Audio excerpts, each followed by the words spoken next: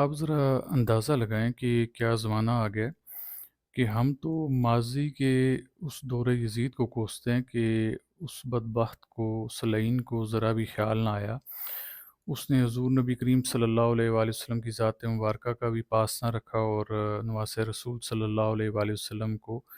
ان کے اہل و عیال سمیت کربلا کے میدان میں بے دردی سے قتل کروا دیا۔ لیکن میں حیران ہوتا ہوں کہ چلیں وہ تو ماضی کا ایک دور تھا، ماضی کا ایک باب تھا، وہ گزر گیا۔ لیکن آج کے دور کے لوگوں کو دیکھیں کہ آج کے دور کے لوگ جیسے اس وقت کا یزید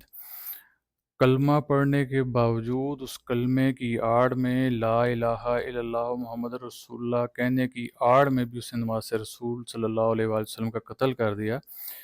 آج اسی یزید کی واقعات، اسی یزید کے جو پیروکار حضرات ہیں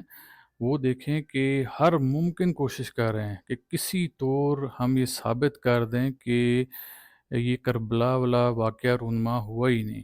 وہ سرے سے کربلا کے اس مقام سے ہی انکاری ہو رہے ہیں۔ ساتھ ہی ساتھ آپ دیکھیں کہ ایسے لوگ بھی پائے جاتے ہیں کہ جو اس بحث کو لے کر بیٹھے ہیں کہ یزید شامل حال ہی نہیں تھا کربلا کے معرکے میں، یعنی کہ وہ یزید کو ایک کلین چٹ دلوانے کی کوشش کر رہے ہیں۔ پھر ایک طبقہ ایسا بھی آ گیا، جیسے میں ذکر کیا کہ وہ لوگ کلمے کی آڑ میں ایسے معاملات کرتے، ایک طبقہ ایسا بھی ہے جو رسول اللہ صلی اللہ علیہ وآلہ وسلم کی حرمت کا نعرہ بلند کر رہا ہے، لیکن ان لوگوں کو یزید لعنتی نظر نہیں آ رہا۔ تو یہ کتنا بڑا تضاد ہے۔ ایک طرف آپ لوگ حضور نبی کریم صلی اللہ علیہ وآلہ وسلم کی محبت کا دم بھرتے ہیں، دوسری طرف آپ نواس رسول کے قتل میں ملوث لوگوں کو کلین چٹ دلوانے کی کوشش کر رہے ہیں۔ مجھے سمجھ نہیں آتی کیا ان لوگوں نے بروز محشر حضور نبی کریم صلی اللہ علیہ وآلہ وسلم کے سامنے پیش نہیں ہونا؟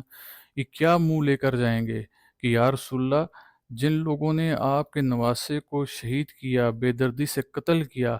ہم اسی کو دنیا میں کلین چٹ دلوانے کی کوشش کرتے رہے۔ یقین جانیں ایسے ہی لوگوں کے بارے میں حضور نبی کریم صلی اللہ علیہ وآلہ وسلم نے ارشاد فرمایا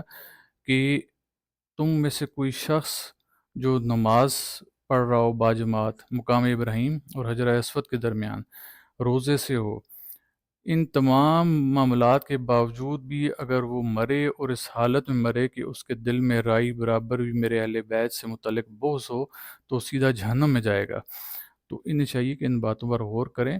اپنی آخرت کو سنواریں، دنیا کے مجموعوں کو چھوڑ دیں، دنیا کی جو ایک فیم حاصل کرنا ہے، اپنے ساتھ لوگوں کو ملانا ہے، لوگوں کی نظر میں پاپولر ہونا ہے،